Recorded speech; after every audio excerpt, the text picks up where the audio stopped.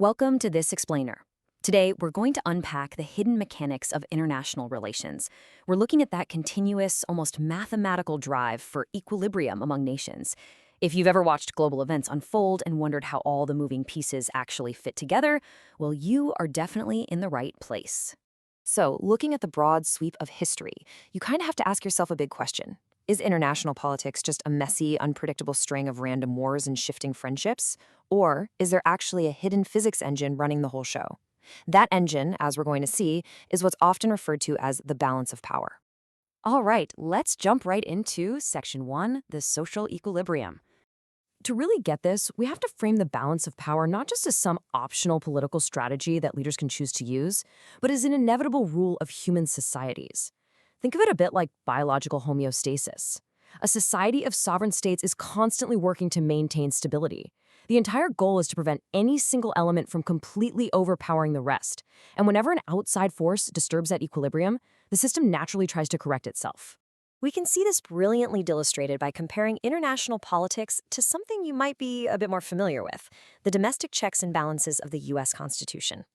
As James Madison wrote, ambition must be made to counteract ambition. It's the exact same concept on the global stage. Since there's no ultimate world police force out there, nations literally use the friction of their rival interests to keep each other in check. Moving right along to Section 2, Patterns of the Balance. It's one thing to talk about the theory, but in practice, the absolute simplest mechanical pattern here is direct opposition. Imagine a giant seesaw. Nation A pushes an imperialistic policy, trying to expand its influence. In response, Nation B pushes back just as hard to maintain the status quo. They are two weights perfectly matched on that seesaw. If A adds military might, B has to add an equal amount, or the whole balance is completely lost. But the geopolitical scale gets a lot more complicated when you introduce a pattern of competition. In this scenario, Nation A and Nation B aren't actually fighting each other directly. Instead, they're trying to tip the scales by dominating a third nation, Nation C. They're competing for influence, essentially using Nation C as the battleground for their own power struggle. And here is the really wild part. For the smaller nations in these precarious balancing acts, the survival of weak buffer nations often depends entirely on the larger powers keeping each other in a perpetual stalemate. Historically, countries like Belgium existed as independent buffer states largely just because the major powers surrounding them couldn't agree on who should get to absorb them without triggering a massive war. Let's break down how this is done in Section 3, Methods of Balancing Power. So, how exactly do you practically add or subtract weight from this global scale? States essentially use four main methods. First, divide and rule, to keep your competitors fragmented. Second, offering territorial compensations, to make sure no single victor gets too strong after a conflict.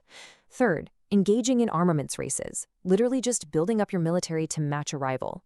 And finally, forging alliances. Out of all of those, alliances are historically the most important method, a real game changer. Look at how nations B, C, D, and E have to pool their combined weight to stop Nation A from achieving universal domination. When one nation gets too big, the natural mechanical response of the system is for the smaller nations to link arms and form a counterweight. Now let's shift gears to Section 4, the holder of the balance. What happens when a country just refuses to play by the standard rules of these permanent alliances? Well, enter the holder of the balance. This is a nation that stays completely detached from permanent ties, existing in what's called splendid isolation. They act as the ultimate arbiter.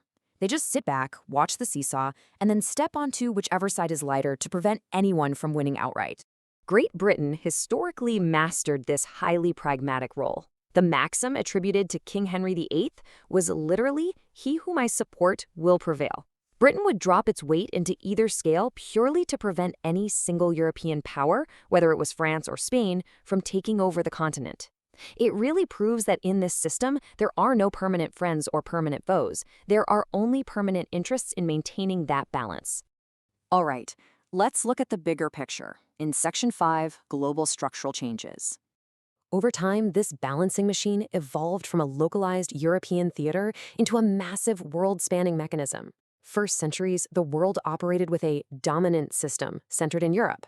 Those nations held the heaviest weights, and their balance indirectly controlled smaller, dependent systems around the world, like colonial territories in Africa or regional balances in the Balkans. Basically, whatever happened in the dominant system echoed through all the dependent ones.